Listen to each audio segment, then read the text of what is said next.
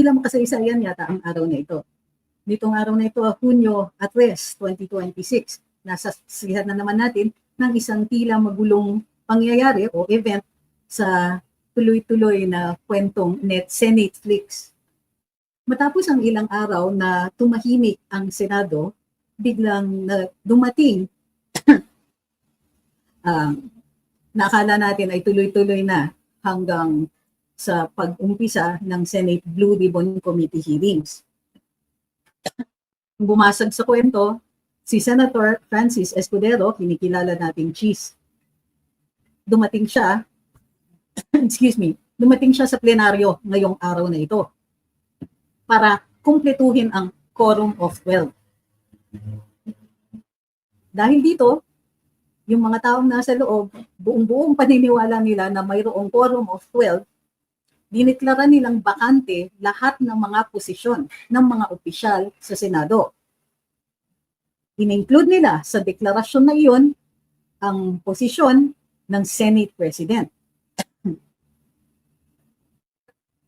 Ayon sa kay Senator Erwin Tulfo na nag-conduct ng press conference, hindi sila pwedeng mag-elect ng Senate President ngayong araw na ito dahil kulang sila, 12 lang daw sila kanina sa plenaryo.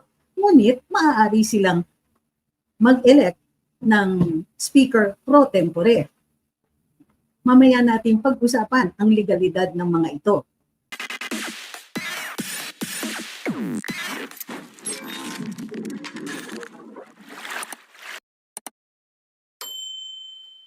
Matapos nito ay sa press conference din ni Senator Erwin Tulfo, inanunsyo niya na tuloy ang Blue Ribbon Committee hearings, ngunit uumpisahan ito sa Monday. At dahil dito, in-include din niya ang pagbaliwala o pag-dismiss, kumbaga, ng mga di umanong inimbita ng mga resource persons. Sabi ni Senator Tulfo, hindi daw legal yung pag-imbita sa mga resource persons na yon dahil sa media daw isinumite yung listahan imbis na sa ibang mga miyembro ng komite. Nag-press conference, nag-Facebook Live naman po si Senator and still presumably Senate President Alan Peter Cayetano kanina at diniklara niyang imposible na mapalitan siya o madeklarang bakante ang pwesto ng Senate President. Ito ay taliwas daw doon sa mga rules. Discuss natin din lahat ng mga yon. Inanunsyo din na itutuloy ang Blue Ribbon Committee hearings bukas. At tuloy pa rin daw ang pag-imbita sa mga resource persons. Ayon kay Senate President presumed Alan Peter Cayetano, pupunta pa rin sila, tutungo pa rin sila sa committee hearing o inquiry ng Blue Ribbon ng alas 5 bukas ng hapon. Kung hindi po sila papasukin sa Senado, ang pagkakaintindi ko ay magkakaroon daw ng prayer vigil sa labas ng Senado. Ngayon, maraming nagtatanong, ano daw ang nangyari dito kay Senator Cheese Escudero? Dahil buong-buo ang paniniwala ng mayorya na nasa kanila ito at hindi natitinag. Ngunit, natural, sa laking gulat nila, hindi na pala nila kasama. Maraming haka-haka dito. Pangunguna na doon ay humaharap nga ng kaso si Senator Escudero at marahil yung kaso na yon ay katulad ng kay Senator Estrada na posibleng walang bail dahil ito ay plunder. May iba siyang mga kaso pero ang pinakaseryoso ay yung tilang namumungad na plunder case laban sa kanya. Hindi tayo magugulat dahil nakita din natin kamakailan ang pag-aresto kay Senator Jinggoy Estrada na siya rin nagsabi na ilang beses daw siyang tinatawagan para lumipat sa minority, para maging majority na yon. Tinanggihan niya ito hanggang sa umabot na nga sa kanyang pag-aaresto. Hindi niya ibinunyag kung sino yung tumatawag o nag-o-offer sa kanya. Sabi niya, abangan ang susunod na kabanata. Discuss natin ang mga issues dito. Ano ang unang issue? Mayroon bang quorum sa meeting kanina, sa pag-session ng Senado kanina? Ayon sa saligang batas, ang quorum ay majority ng miyembro ng Senado. So, ilan ang miyembro ng Senado? 24. Ilan ang nandun kanina? 12. Nagdeklara silang bakante lahat ng posisyon, including yung posisyon ng SP. So, anong sinasabi sa batas niyan or sa rules niyan? Dito sa likod ko nakalagay ang election of officers. The officers of the Senate shall be elected by majority vote of all its members. Sino ang mga members? 24. Ilan ang members? 24. Kailan nagiging acting president ang president pro tempore? Kasi yun po ang diniscuss ni Senator Erwin Tulfo. Sabi niya, ang acting president ay si Senator Win Gatchalian. At acting president siya dahil bakante ang pwesto ng Senate President. Diniklara nilang bakante. Ngunit hindi sila makakapag-elect daw ng Senate President dahil kailangan 13. Ayon yan kay Senator Erwin Tulfo. Pero kung titignan ninyo ang rules ng Senado, the officers of the Senate shall be elected by majority vote of all its members. Kailan nagiging acting president ang pro tempore? In cases specified in subparagraph C ng section 4, ang nakalagay, in the event of resignation, removal, death, or absolute incapacity of the president. So, ayon kay Senate President Alan Peter Cayetano, buhay pa naman siya, hindi siya nag-resign, hindi siya natanggal, at, well, tatulong ba lang, at hindi siya absolutely incapacitated. Oy, dagdag to, sabi ni Libay, the secretary refused to call the roll kanina kasi walang quorum. Ayon naman kay alleged Senate Speaker pro tempore, Senator Win Gatchalian, may majority kanina, a majority of 22. Ayon sa kanya, dahil hindi naman makakapunta yung dalawa. Dahil, therefore, the majority should be considered a majority of 22 and not 24. Okay. Mamaya po yung mga katanungan. Pero sasagutin natin yan. So, saan nila nakuha ito? Ito ay ayon, well, ang binabase nila ay yung kaso na Avellino versus Cuenco. Ano yung kaso na ito? In 1949, si Senate President Jose Avellino ay pumaharap sa mga kaso ng pandarambong. May isang senador na gustong mag-privilege speech na hindi muna hinayaan na mag-privilege speech until much later. Nung medyo nagmataas na ang tensyon, nag-adjourn ang Senado at umalis si ano ba yung term? Hindi adjourn eh.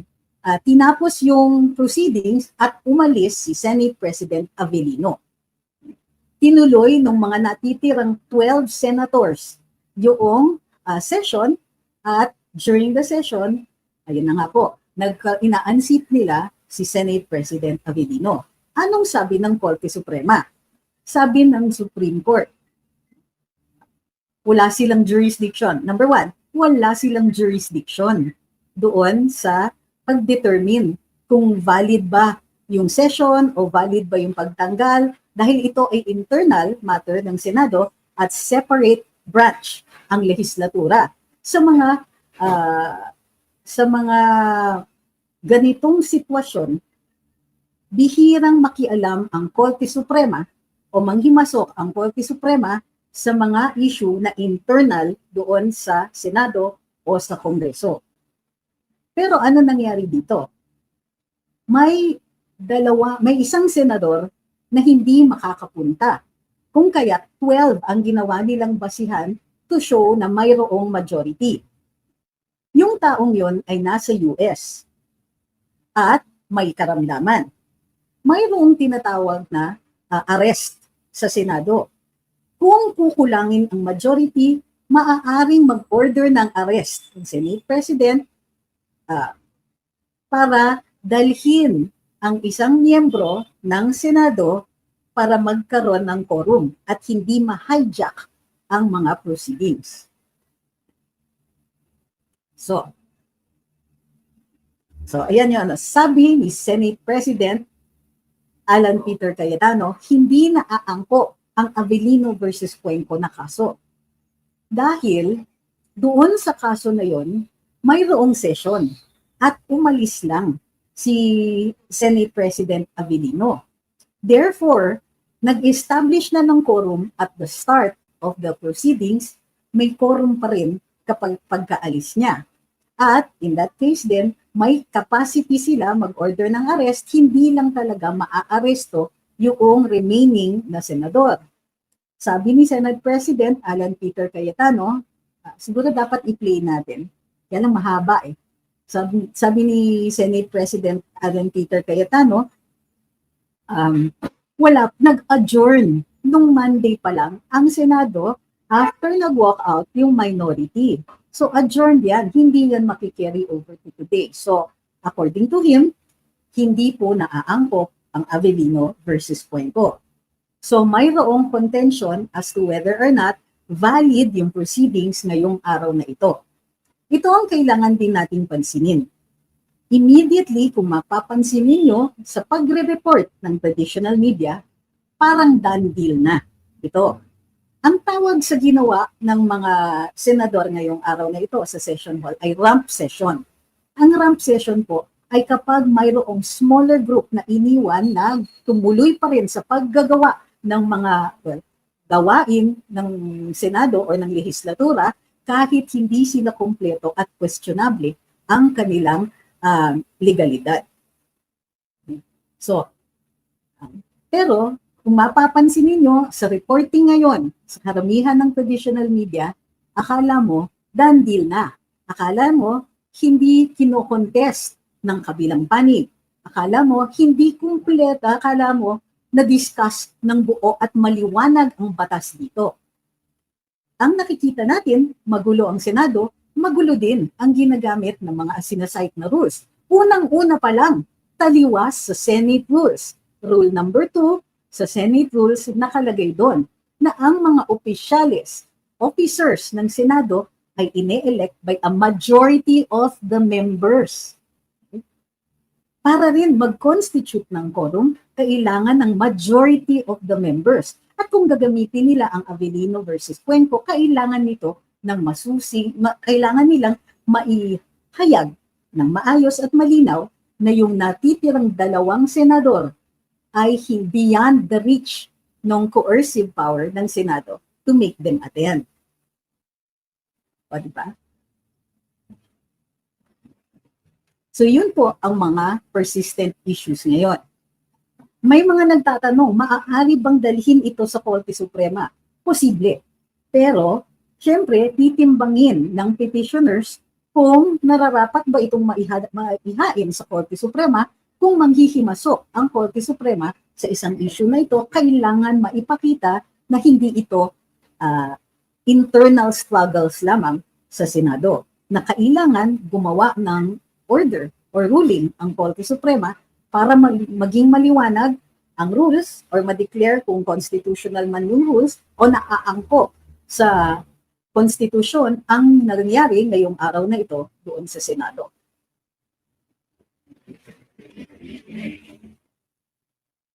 So, hindi na po natin uulit-ulitin ang kasagutan dyan, ha? Kung maaaring dalhin sa Korte Suprema.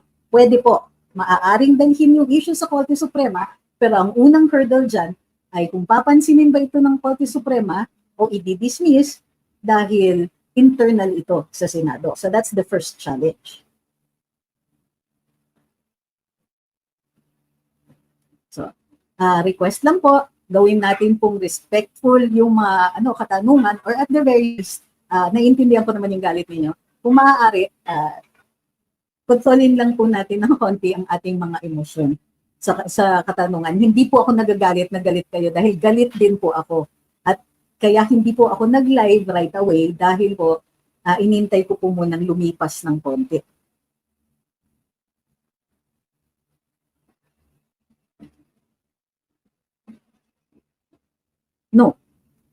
Does the SP have a power to overrule the Blue Ribbon Committee chair?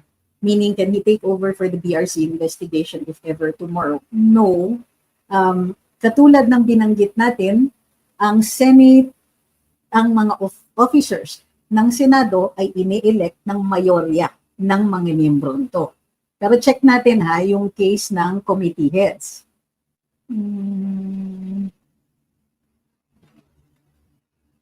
Ilang nakalagay? Meetings and reports, special orders, columns, okay.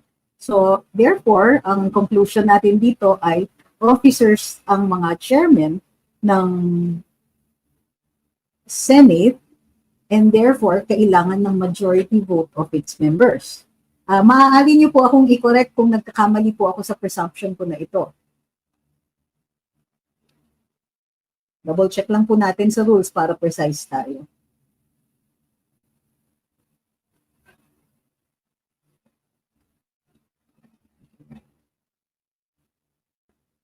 So walang nakalagay dito. Hindi po maliwanag kung considered officers of the Senate ang mga committee heads.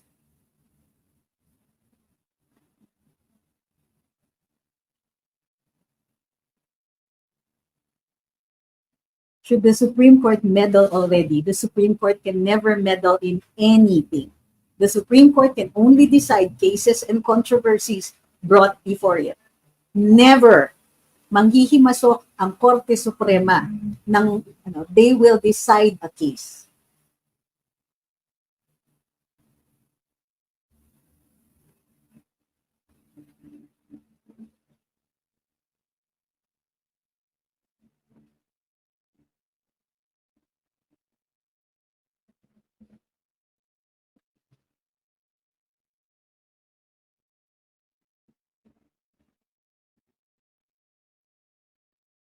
Sabi ni Edwin, I hear the presiding officer can only be the Senate President, pro tem, majority, or deputy majority. Yes. Does Senator Win hold any of those posts? Before this, no. Kasi ang pro tem is Senator Legarda. Assuming na this is before today's proceedings. Ang pro tem was, don't know what to say, Senator Legarda.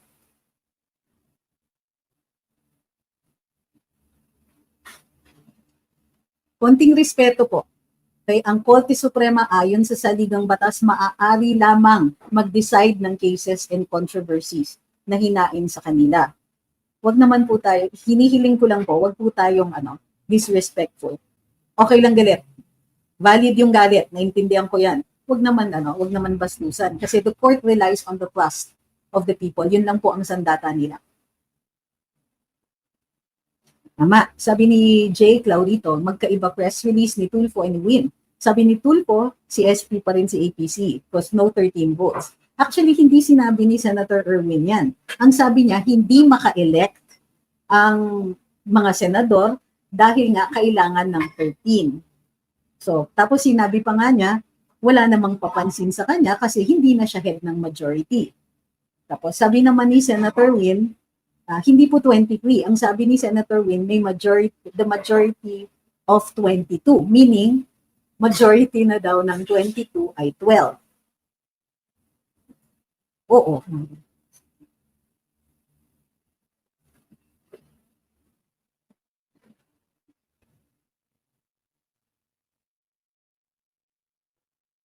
Tama. Sabi ni Rexy J. Senator Marcoleta said before the siege na at least sana at their number ay mag-declare sila ng vacated posts until Senator Bato arrived at naging 13 sila and Senator APC was elected.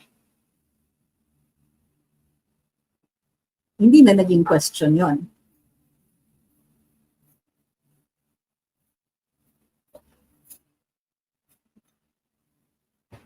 Dahil 12-12 nung sila, paano ang voting ng implementation? Kinakount lang nila na 12 sila, 12-12, kung lahat ng members ng Senado ay kinakount. So tama yung 12-12 na yan.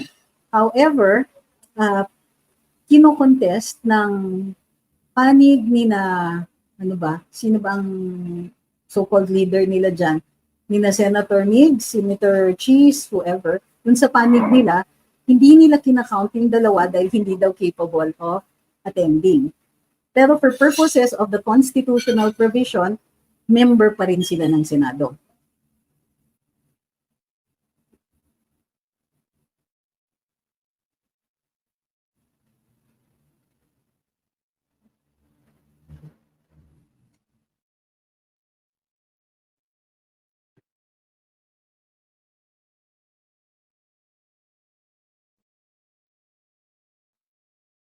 Sino ang mamamagitan sa gulo ng Senadong ito kung hindi tatanggapin ng Korte Suprema ang paglapit sa kanila sa kaguluhan sa Senado? Yung Senate pa rin. They will have to work things out. Hindi ko sinasabing hindi maghihimasok, no? Hindi natin sinasabing hindi tatanggapin ng Korte Suprema yan. Pero may mga instances talaga na sinasabi nila hindi namin papasukin yan. Katulad doon sa Avellino versus Cuenco. In fact, yung part na sinasabi nila hindi talaga makakarating yung isang senador ay sinabi nila assuming there is jurisdiction.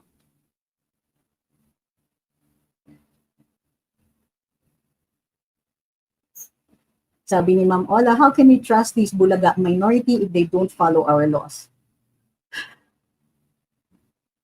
Sabi ni Jonats, nakakagalit ng pangyayari ngayon, magtawag na sana kayo ng revolusyon para mapatalsik na si BBM. Sino po yung kinakausap niyo? Sabi ni Kyle, if that was unconstitutional, they should file a case with the Supreme Court. That is an option, yes. But like I said, it will still be up to the court to determine kung ito ay if they can acquire jurisdiction over the issue. Si Erwin daw po hahawak ng Blue Ribbon Committee. Siya po ang nagsabi nun, kung di ako nagkakamali. Kasi, verify ko sa oo daw. Yeah, siya daw po yung nagsabi nun dun sa kanyang video. Sa kanyang press conference, sorry po.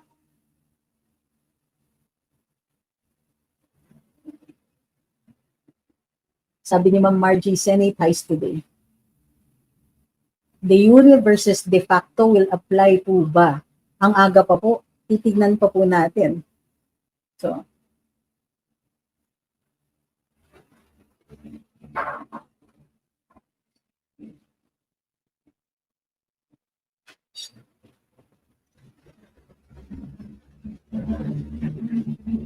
yes, animals at random. Sabi niya, what's 1/2 plus 1?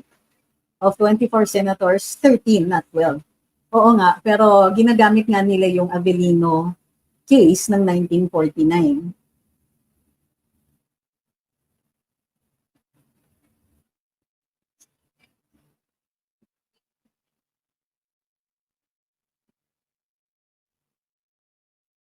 Sabi ni Peregrine, hindi po ba magkakagulo bukas sa Senado pag pumasok ang mayorya? Hindi natin alam. Hopefully, hindi. Bago na daw ang Senate Sergeant at Arms, ayon kay Senator Erwin Tulfo. Hindi. Sabi ni Jamal, makukumpel ba ng Supreme Court ang mga senators na pumasok? Hindi po. Senador lang ang pwede.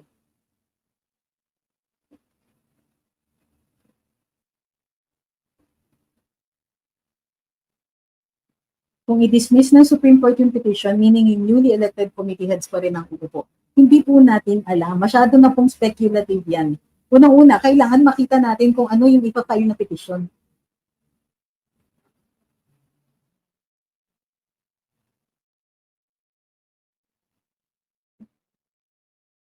Sabi ni Rainier, maganda itong comment niya.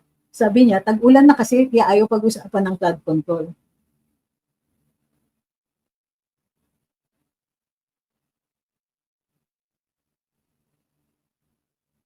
So, nakikita ko po lahat ng mga komento tungkol kay Senator Escudero. Pasensya na kung hindi ko nababasa lahat, ang dami kasi.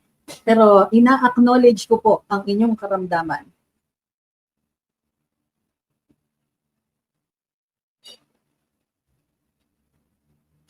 Sabi ni Fair Mommy, kaya pala gusto nilang madakip at madala si Bato sa Hague para 20p na lang. At kaya binabanggit nila ang pangalan ni Senator Bongo.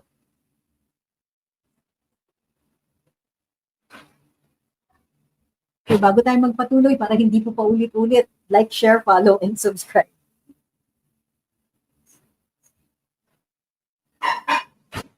Kanino susunod ang OSA? Kay SPATC o kay Gatchalian? Yan ang kaguluhan nga dyan kasi kinokontest nga. Now, according to Senator Erwin, bago na daw at pinalitan na ang POSA-A, ang Senate Sergeant at Arms. So, titignan natin. Sabi ni Michi, sa tingin niyo po, valid po ba ang PRC hearing bukas ni Sen. Marcoleta if ever natuloy? Magulong usapan na, no, ngayon. Ako, ang tingin ko, base dun sa rules mismo ng Senado, ina-assume natin na hindi nakapag-conduct ng business ang Senado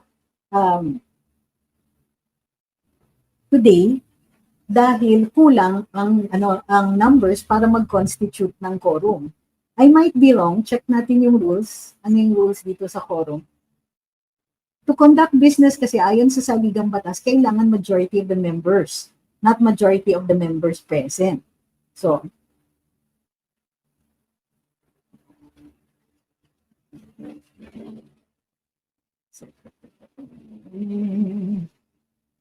walang nakalagay kasi pagdating sa committee heads eh.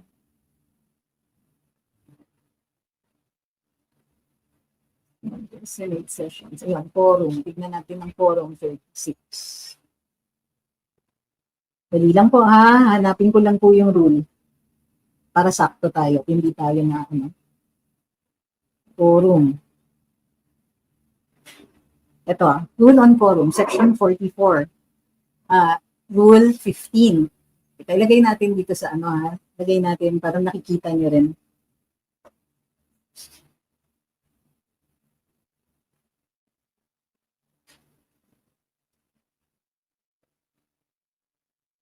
Except during election of officers as provided in Section 2, majority, yung Section 2, majority of members for election of officers.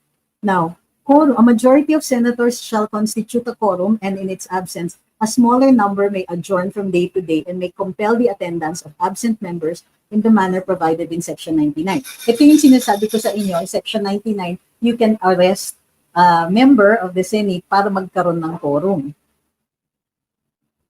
So,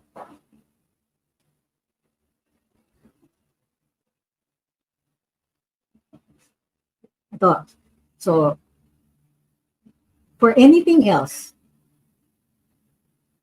except during election, nakalagay dun sa Rule 15, except during election of officers as provided in Section 2, majority lang of the senators shall constitute a quorum. And in its absence, a smaller number may adjourn from day to day and may compel the attendance of absent members in the manner provided. So, ang nakalagay dito, majority of the senators, hindi majority of the senators present. So, medyo may issue na naman tayo dito sa wording ng rule nila. Majority of the senators shall constitute a quorum. So, we will assume majority of the senators means majority of the members of the Senate shall constitute a quorum.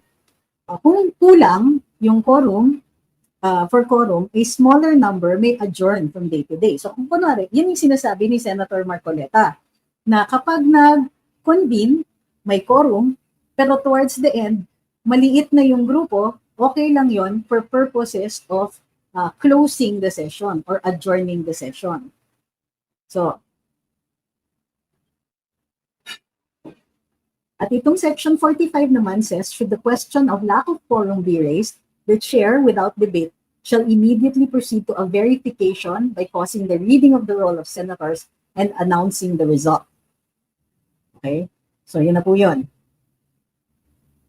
Wala pong rule dun sa Ang alam ko, sa committee hearings, base dun sa tradisyon o sa na-observe ko noong madalas akong resource person sa Senado, maliit lang yung number na required to declare a quorum in a committee hearing.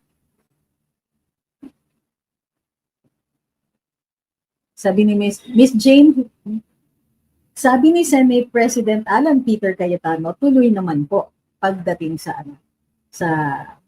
kanila, sa grupo nila. Itutuloy pa rin at dadating ang mga miyembro ng Blue Ribbon at yung mga officers nito bukas ng 5 o'clock.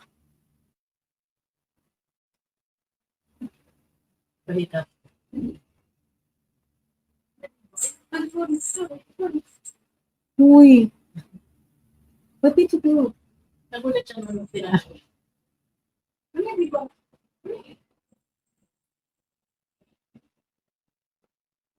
Sabi ni EJ, if only 12 senators voted for a leadership change when a majority was required, what consequences could arise if the action is later found to be unconstitutional or Senate contrary to Senate rules? The Supreme Court can declare that there has been grave abuse of discretion and can reverse whatever decisions were made. If a decision had been made with grave abuse of discretion, mag-void yun. Meaning, halimbawa, yung decision na there is a quorum, deciding that there is a quorum, the decision to proceed with elections of officers, and so on. And in fact, the decision to declare a vacancy in all the positions.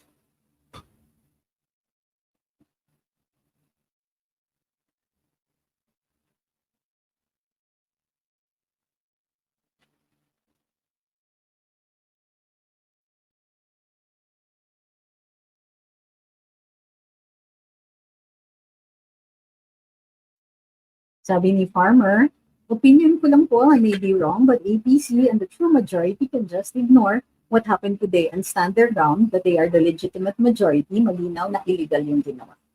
Maybe. Let's see, I think that because tutuloy nila yung Blue Ribbon bukas, remember, nag-adjourn na sine die ang Senado. So, there can be no session. So, the presumption is that the committee chair, yung kinokontest na lang kung valid yung pag-declare na vacant lahat ng positions, including the chairmanships of the various committees, especially the Blue Ribbon.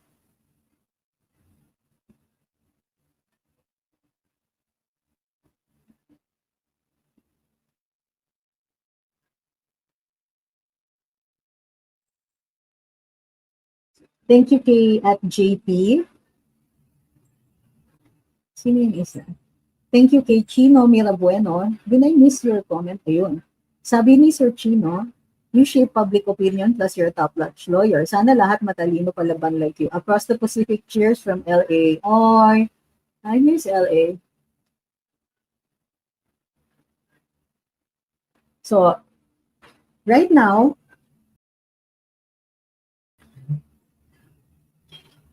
as far as we can see, the major contention is whether or not a session had been correctly called today. Was there a quorum? And is the declaration of vacancy of all positions in accordance with both the rules of the Senate and the Constitution?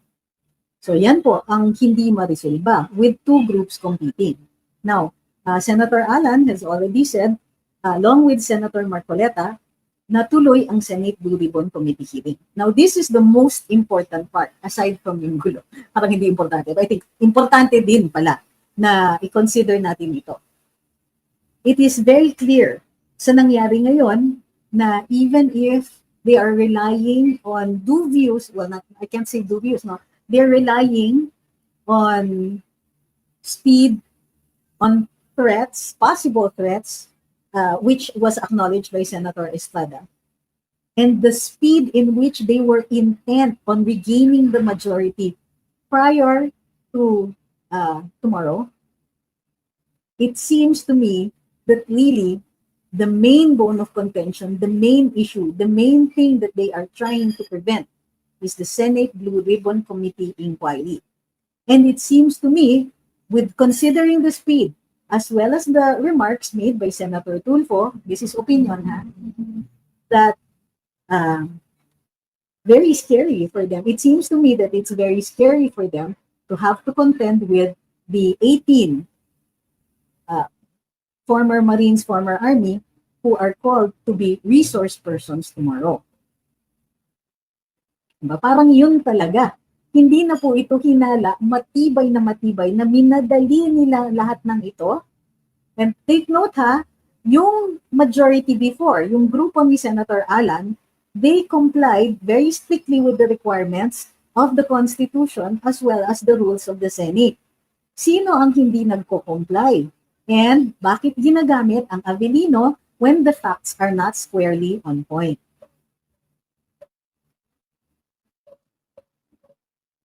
Thank you kay Roselle for your super sticker.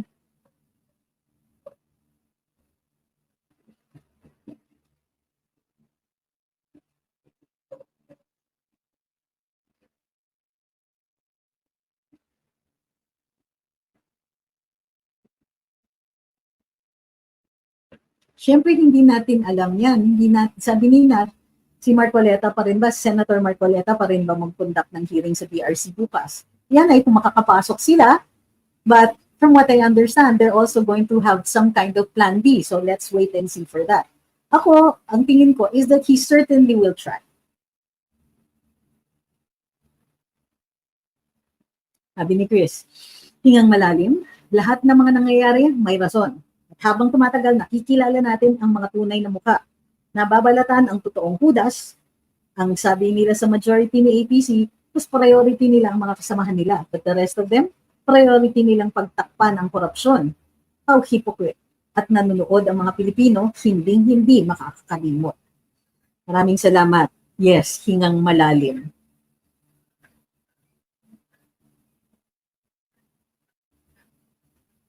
Correct. Matibay na ang pakay nila ay tigilan ang maleta issue.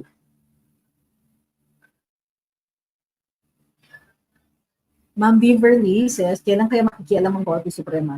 Ma'am, normally hindi na ako uulit ng katanungan. Pero ito for you, uulitin ko. Hindi po nakikialam ang Korte Suprema. Nagdi-decide lang po sila ng mga kaso at kontrobersiya na inihahain sa kanila. Ngayon, kung may maghain ng kaso na angkop dito o tungkol dito o pasok ang mga facts nito, then the Supreme Court will issue a decision. At yung decision na yun, makaka-apekto doon sa outcome. So, hindi po sila pwedeng sila'y mauna, hindi po sila pakialamero, bawal po yun. Kasi kailangan, diba, objective sila. Pag sila ay nag-issue pag sila ay nang himasok, pumasok, nakialam, hindi na po sila objective, ibig sabihin nun, they have already taken a side. At mawawala na po yung channel na yon for deciding the cases or controversies raised before them.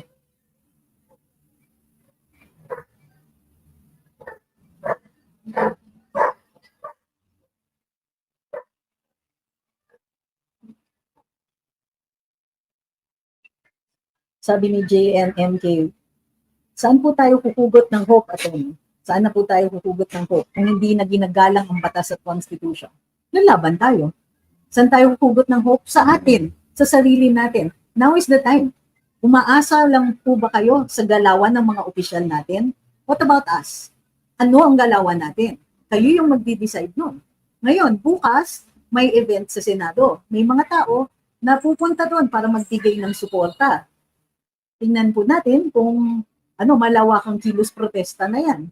Pero alam ko na para maprotektahan, nanawagan si Senate President Alan Peter Cayetano na magkaroon ng prayer vigil sa labas ng Senado kung hindi papasukin ang Blue Ribbon Committee.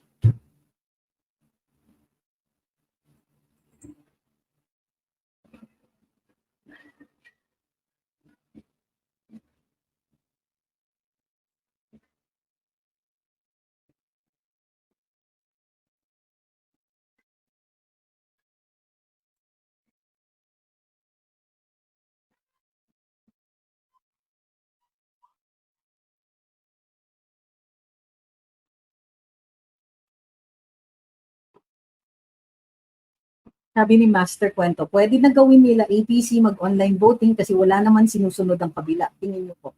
Dito ang labanan ay kung kanino ang presumption of regularity or presumption of legality.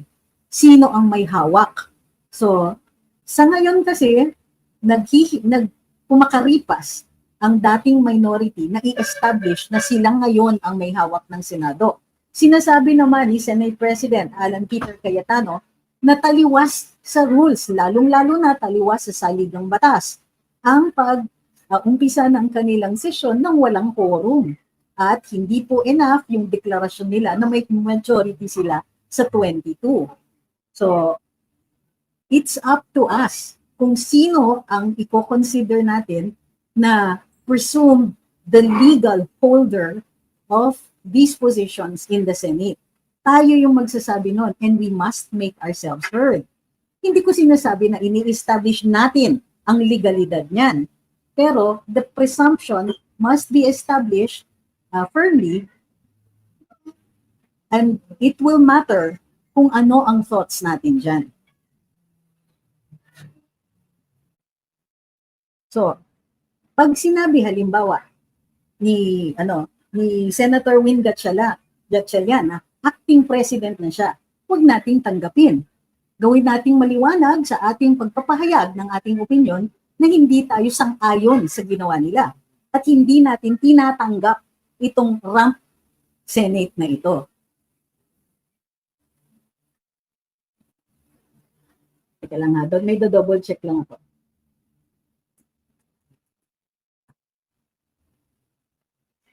Okay. Now, anong ibig sinabi ko kanina, rump session ang nangyari ngayong araw na ito, although not strictly that, no? Kumbaga, ang rump session kasi, yun yung tira. Kumbaga, may natira na grupo. Pero, ang sa nangyari ngayon, hindi to rump session, pero naiisip ko pa rin yung salitang rump. Kasi ano niyo yung ibig sabihin nun? In English, yun yung behind ng isang animal. So medyo pasensya na po.